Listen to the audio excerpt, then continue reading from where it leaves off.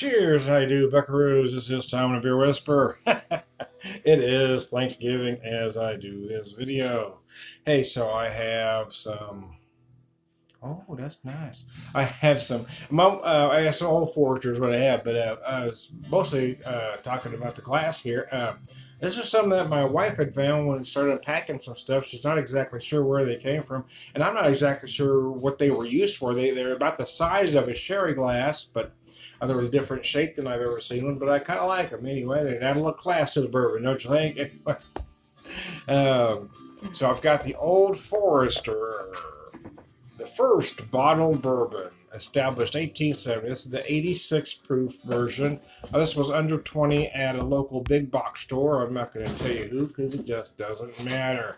It just doesn't matter. They don't tell me the age on this, though.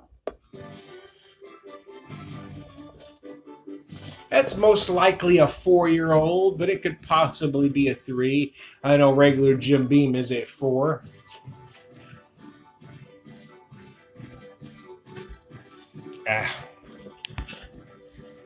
Oh, that's not working, darn it.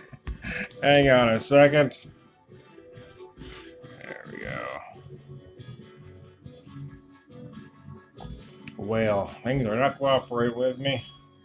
There we go. Now we're back in business. Hey, you're listening to Mad Russian Christmas from Trans-Siberian Orchestra, of course, if you can hear it on the ride. So I start cranking the Christmas music. We watched our first Christmas movie of the year. Official Christmas movie, I should say. Die Hard. It's always the first one we watch. We started that tradition a while back, and we're going to keep it going, I think.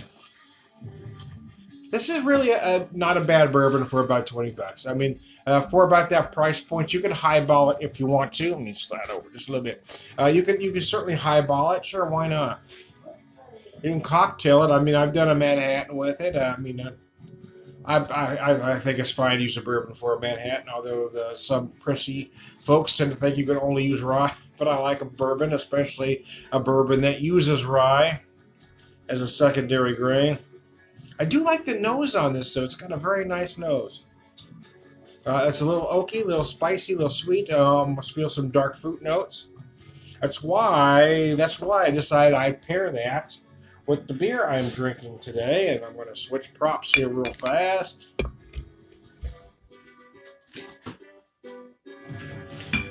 And what do you have, Tom? Well, I have this. I'm glad you asked. I have the Springfield Brewing Company Double Track Doppelbock. It just came out recently. Well, it had been out for a while by the time this video gets out, but it came out recently, man. Doppelbock Lager, rich, bready, malty with notes of dark dried fruit, 7.8%. Yeah, I thought I'd pair these two because I hadn't drank them both together yet, but I was noticing similar flavors when I had one of these last night, one of these last night.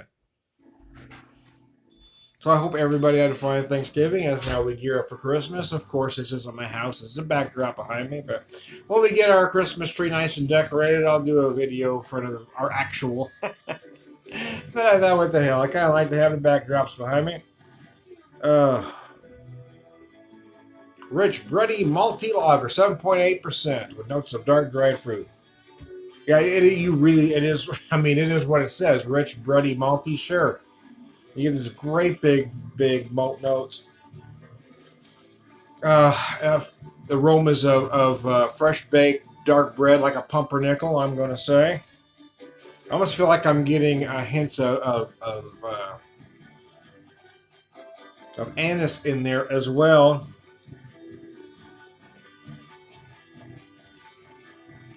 Oh, it's absolutely gorgeous. They say dark dried fruit. I'm going to take it a step farther.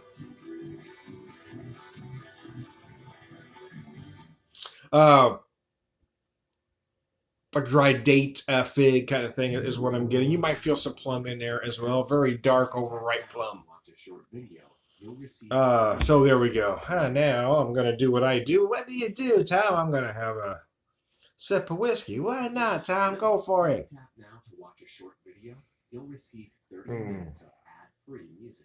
So there you go. Typically, I go through the whole beer and the whole whiskey for a video, but this one was just meant to be, hey, just a short Happy Thanksgiving video. So Happy Thanksgiving to all.